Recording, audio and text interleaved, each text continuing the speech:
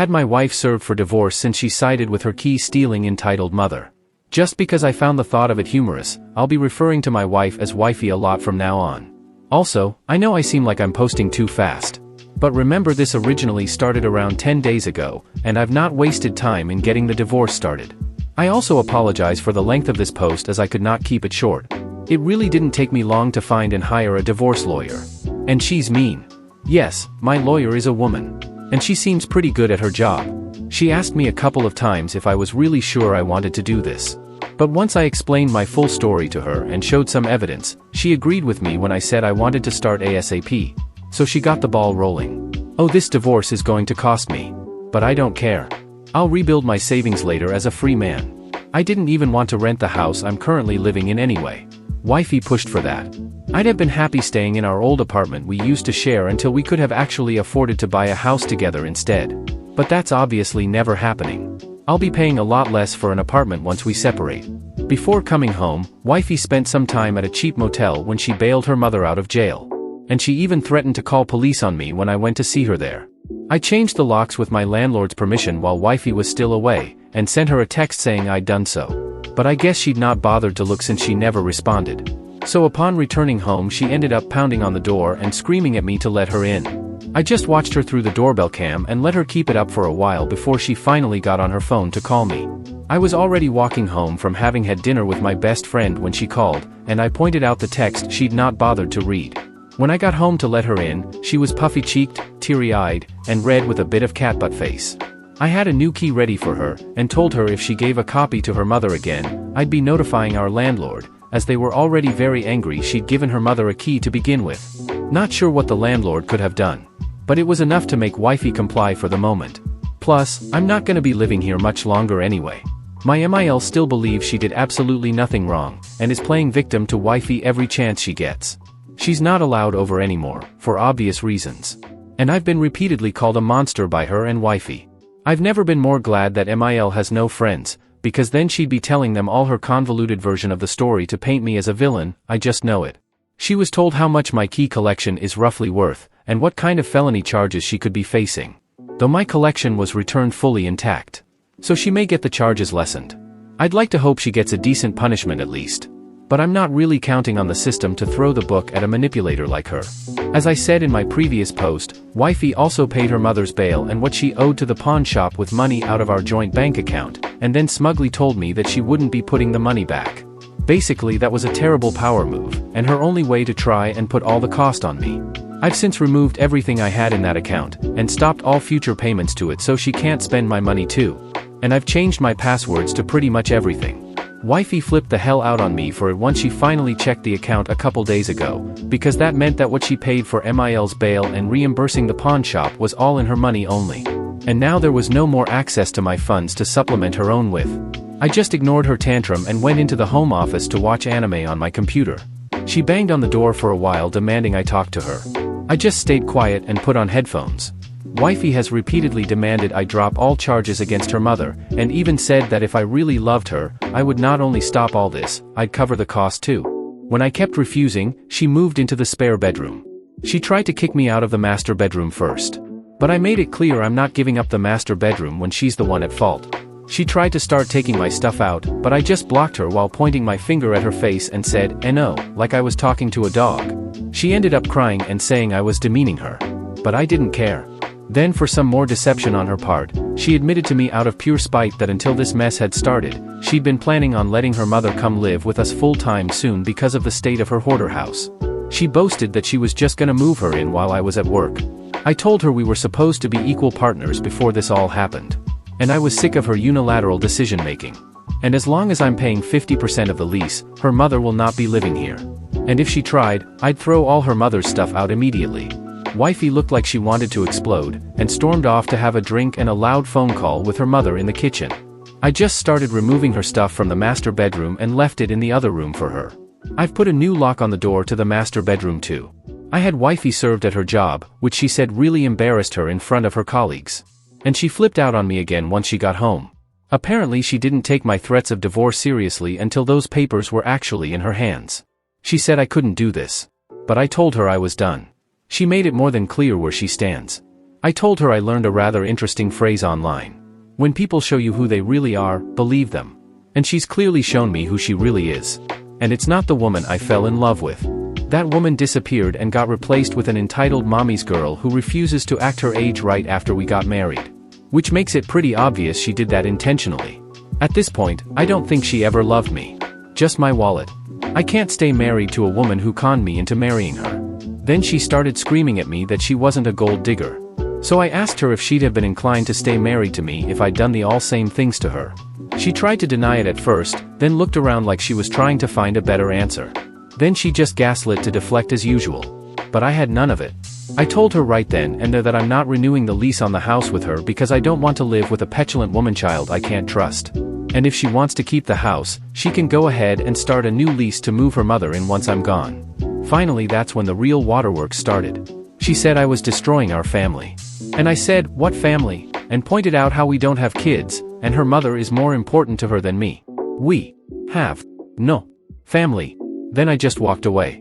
She loudly cried in the living room for hours, but I ignored her. Now she's giving me the hardcore silent treatment, and won't look me in the eyes. I'm actually enjoying it. Which just seems to make her angrier. As an added bonus, I warned my current landlord about wifey wanting to move her mother in. I gave him all the details I had about MIL, the state of her hoarder house, and how much of a deceptive mommy's girl wifey is. And warned him that if he let my MIL live in any property he owns, she would turn it into an utter disaster. He thanked me for telling him, and is now not going to let wifey renew the lease on her own if she tries. He'll be advertising the property soon. Wifey has no idea yet, and likely would have only just barely been able to afford the house with her mother's help anyway. One more thing. Yesterday someone warned me to take my name off the joint bank account entirely so I would not be on the hook for any overdraft. I took that to heart and went to the bank to get it done. Only took a few minutes to do it, and the bank is 10 minutes away by car. All good now.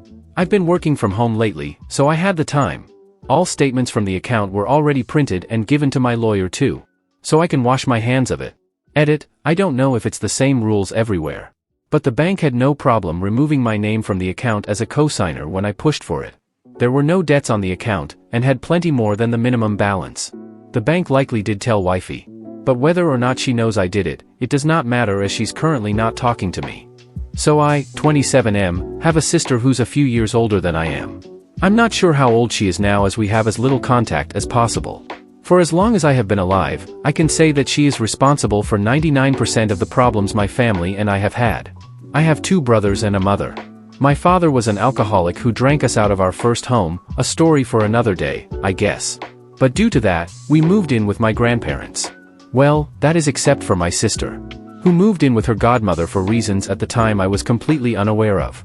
It turns out my nan had already figured out what she was like and didn't want her in her home. I am the youngest of my siblings. My brother, 28M now, is so heavily disabled mentally that he was the constant target of abuse from every kid he came into contact with. My eldest brother and I were always being attacked because we were simply related to him. But he can't be blamed, as apart from school and the odd trip down to the local warren with my other brother and myself never left the confines of our grandparents' garden. I was talking to my sister about it one day. I was about 6 or 7 years old at the time. I mentioned how the only good thing was that they simply didn't know where we lived. Little did I know that was a mistake. The next day she showed up with over 20 of the worst kids and led them into the front garden, which was surrounded by trees and an 8-foot-tall hedge, and loudly called my brothers and me out.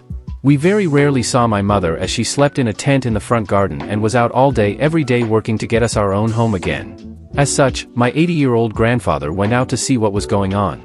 When he saw that they not only began tearing up plants and breaking garden furniture, my nan and I used to spend my days off of school planting flowers and looking after the garden, so this pissed him off. They also took everything they could out of the tent my mother lived in.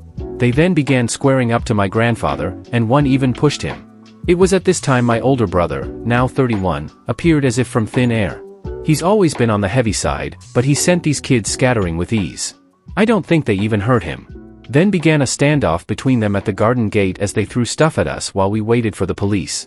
The entire time my sister, who couldn't have been more than 13 at this time, was leaning on the wall across the road smoking, laughing, and shouting for them to just jump the gate and get in the garden again.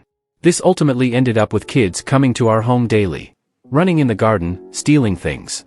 Quite a few times, I'd be sitting there with my disabled brother chatting, and kids would just run into the garden and start beating us black and blue. My sister's laugh was always close by. If you were lucky, my eldest brother would respond, but if he wasn't there, we would just have to sit there and take it until my gamps would shout at them. He even started keeping walking sticks he didn't need by the front door just in case he needed a weapon. She would also regularly call my mother and tell her that my brothers and I were out breaking windows and stealing from shops. As I mentioned earlier, there was a good few years where we saw her maybe a handful of times a month. And due to us being poor and my sister stealing from her godmother, even after she passed away, she was the only one with a phone.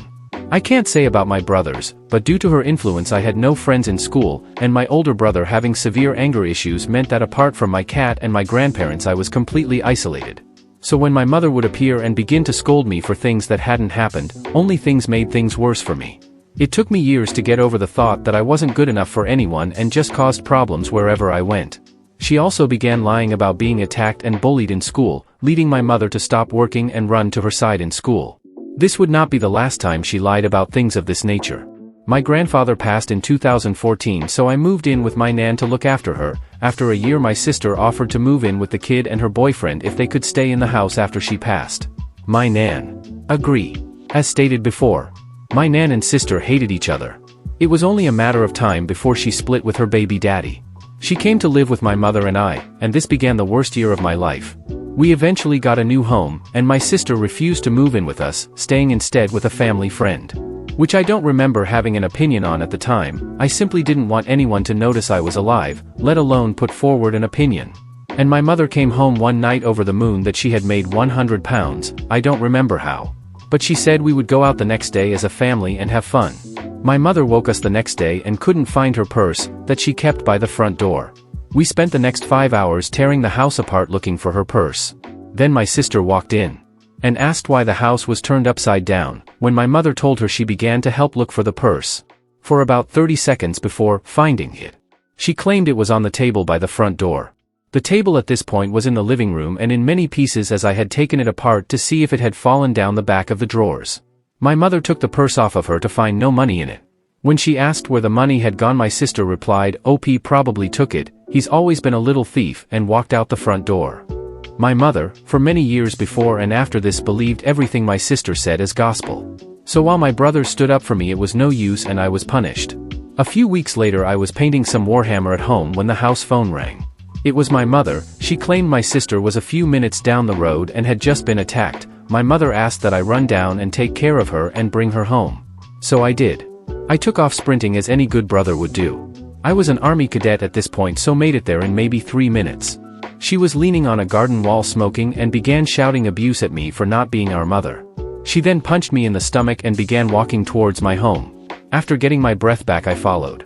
She hid herself in the kitchen and I sat down at the folding table I had set up by the front door to paint some more Warhammer. I don't know why, but she pulled me out of the chair I was sitting in, kicked the table over and pinned me to the wall by my throat and began screaming at me. I can't remember what she said. Only that I was terrified. Being 11 or 12 years of age, I didn't know how to react, and her arms being longer than mine, I couldn't reach her to help myself. My mother walked in through the front door and she dropped me, claiming I was trying to attack her. My mother believed her tears and I was sent to my room. None of my Warhammer models survived, looked like she stamped on them afterward. My eldest brother Steve was also an army cadet and was perhaps the happiest he would be till he met his now life partner. He had a group of friends and my sister failed multiple times to turn them against him, going even so far as to join the cadets herself to try and turn them against him. When all else failed, she claimed that one of the group had raped her. Nothing came of it as he was halfway across the country with my brother at the time it was supposed to have happened. Either way, my brother, being a good brother, decided to believe his sister, and many of his friends went their separate ways. This is not the last time she would claim someone raped her.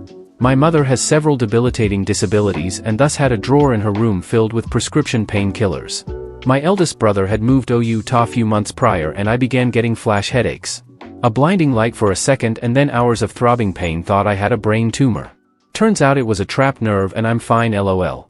But after a few weeks of pain, I finally asked my mother if I could have some painkillers to help me sleep. She of course let me. The next 7 years I would be routinely asked why I was taking so many pain meds. I always told her I wasn't. After the headaches were fixed I did not need them. But they kept going missing. pots full of them at a time in some cases, and being as only my disabled brother and I lived at home, it was easy to blame me. Eventually, my brother got moved to his own flat on disability and it was just my mother and I at home. And for a while things were good. I'd cuddle my now old black cat, named Baggers, and watch TV with my mother. My sister got with an amazing man who I love very much and moved in with him. This wasn't new, as she was moving from one man to the next as soon as the family friend kicked her out at 18. But he stuck around longer than usual. My mother told me one day that she may be splitting up with him and was quite upset about it as she too really likes him. The next month she got pregnant. When I went out for a drink with her boyfriend, he got really pissed and confided that he didn't understand how it could happen. She was on the pill and he always wore a condom. She now has 2 kids with him and they are separated. It was shortly after that she claimed a man she was working for was sexually assaulting and raping her on a daily basis and got the police involved. Of course, they found no evidence but turned my nan's house into a fortress, welding plates over the letter flaps, setting up cameras, and reinforcing all the doors and windows. This drove my nan insane, saying that she'd lived in the house since it was built over 60 years ago and had never felt scared. Probably because my granddad was a beast of man, but you never know. LOL. The man she claimed did all of this? Is her new current boyfriend who looks after her kids. See, told you I'd post TikTok fams. I was working from 10 p.m. to 6 a.m. in a warehouse as a janitor. I was a supervisor with one team of 2 doing the work of 10, except my staff didn't do the job and all my complaints fell on deaf ears. Meaning I had to come in early and finish late to get all of the work done. Not so bad. I could always come home after 13 hours of work and sleep, right? Wrong. My sister moved the kids in with her. And every day would wait for me to get home. Wait for me to settle in bed, then kick my bedroom door open and throw my now awake nephews at me. This went on for 6 months. Getting maybe 2 hours of sleep every 2 days. And cycling an hour and a half to and from work didn't help either. About 3 months in, my mother met who I now call my stepdad. I love this man, a mechanic, farmer, carpenter, you name it, he can do it type of guy. Turned our back garden from a patch of mud into a place to sit in the sun, sheds, decking, ponds, you want it, he made it. And just like my nan, he figured her out immediately and from day one was defending me. I lost my job at the warehouse and was working part-time as a barista and looking for an exit door for my life. When an old friend contacted me from South Ireland. Look OP, I know you lost your job and you're going through a lot right now. I've got a job, and I've got a bed for you, he'll pay for your ticket, just get over here, and with a day, maybe 2 considerations. I took him up on the offer and his brother came over to collect me. I was there maybe a week before my mother phoned me crying her eyes out. Turns out that after I left she lived alone with my stepdad. Her pills kept going missing. So she set up a trap. She bought a safe and put all her remaining pills bar 1 bottle in it. She knew my sister was dropping by. And when she went to use the toilet she took the pot. As my mother went up after she had left and finally knew I was innocent. 7 years of suspicions and arguments, driving a wedge between my mother and me. It opened her eyes. And in turn, I opened up. I bombarded her with every single problem I have ever had. Every time she punished me for her lies or her stealing things. 20 years of hate poured out of me, a bit like here now I think about it. The only thing I never understood was why she always made me her target. I once told someone that I had great instincts and knew if a person was a bad person simply by looking at them, and to this day I've never been wrong about a person, and when I talk about my sister people often ask, do you have that ability because of her? Is it that you see aspects of her in people and that's why you instinctively hate them? And if so, I can thank her for one thing at least. Sorry for the ranting of this, it was only going to be a small rant, but once I started I couldn't stop. The pain and suffering she has brought to not only me but my family. Even my saint of a grandfather who loved everyone hated her. And that takes a lot. I thought the man incapable of hate. But as I sat and listened to him in his final months, he proved me wrong.